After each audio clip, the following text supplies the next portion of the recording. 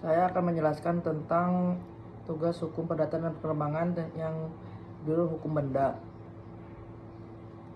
Yang pertama adalah pengaruh UU atau Undang-Undang Nomor 5 Tahun 1960 terhadap buku 2 KUH Perdata yang mengatur tentang pokok-pokok agraria telah membawa perubahan signifikan terhadap buku 2 KUH Perdata, terutama dalam hal pengaturan hak atas tanah. Beberapa ketentuan dalam buku 2 KUH Perdata dicabut atau diubah untuk menyelesaikan dengan prinsip-prinsip yang ditetapkan dalam UU tersebut.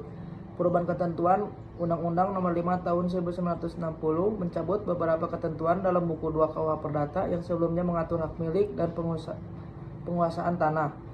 Hal ini dilakukan untuk mengharmonisasikan hukum agraria dengan prinsip-prinsip sosial dan keadilan yang terkandung dalam undang-undang tersebut.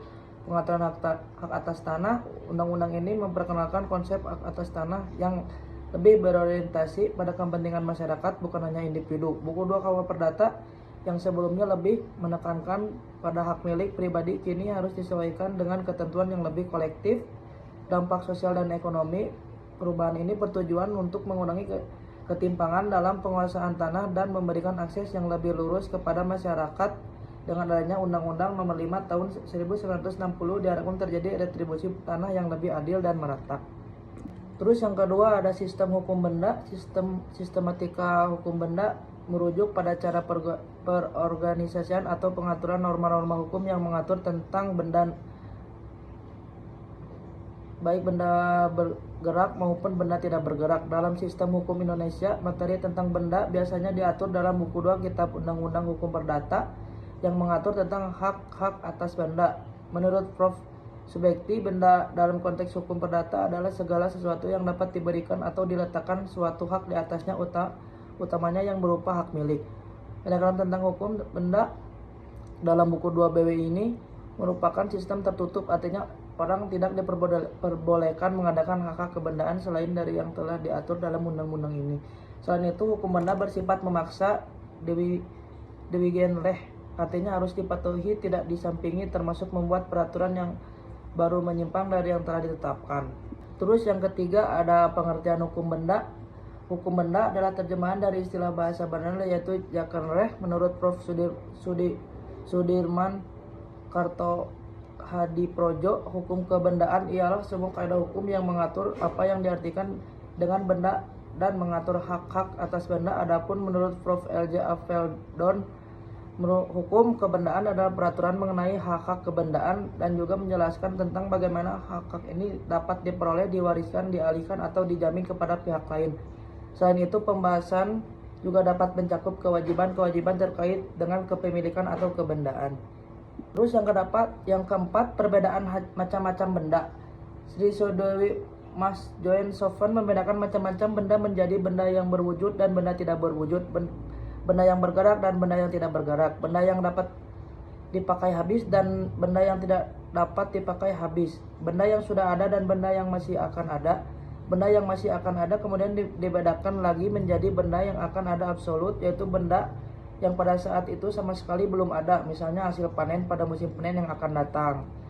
Benda yang akan ada relatif, yaitu benda yang pada saat itu sudah ada tapi bagi orang-orang tertentu belum ada, misalnya barang-barang yang sudah dibeli namun belum diserahkan.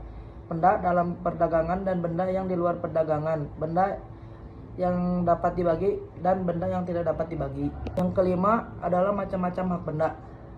Hak kebendaan dapat dibedakan menjadi dua macam, yaitu hak menikmati seperti hak milik, bejit, hak memungut hasil, hak pakai dan mendiami. Selain yang mengenai tanah karena sudah diatur dalam UUPA, maka hak kebendaan yang termasuk dalam kategori ini adalah bejit atau hak milik, hak memungut hasil, hak pakai, hak mendiami, hak atas tanah yang dengan berlakunya UUPA dinyatakan tidak berlaku lagi.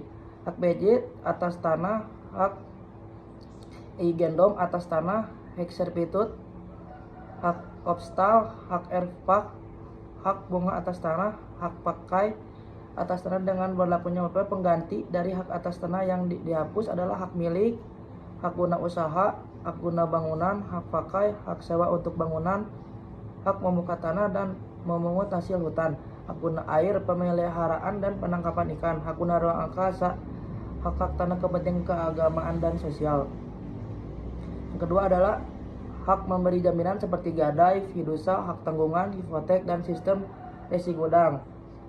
Terus ada hak gadai, hipotek, kredit perban, privilege, piutang yang diistimewakan, dan fidusia. Terus ada bejit. Menurut subjektif bejit ialah suatu keadaan lahir di mana seseorang menguasai suatu benda seolah-olah kepunyaan sendiri yang oleh hukum diperlindungi dengan tidak mempersoalkan hak milik atas benda itu sebenarnya ada pada siapa. Menurut KUA Perdata, bejit diterjemahkan dengan kedudukan berkuasa, yaitu kedudukan seseorang yang menguasai suatu kebendaan baik dengan diri sendiri maupun dengan perantaraan orang lain dan yang mempertahankan atau menikmatinya selaku orang yang memiliki kebendaan itu. Pasal 529 KUHP Perdata. Ada levering atau penyerahan. Levering adalah proses penyerahan suatu benda dari suatu pihak kepada pihak lain sebagai bentuk pelaksanaan perjanjian atau transaksi. Proses ini penting dalam hukum kebendaan karena menandai perubahan kepemilikan atau penguasaan atas benda tersebut.